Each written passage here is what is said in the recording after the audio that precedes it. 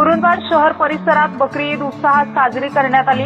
शहरातील ईदगाह मैदानावर मौलवी युनुस मोमीन यांनी नमाज व खुतबा पठण करत विश्व शांतीसाठी प्रार्थना केली।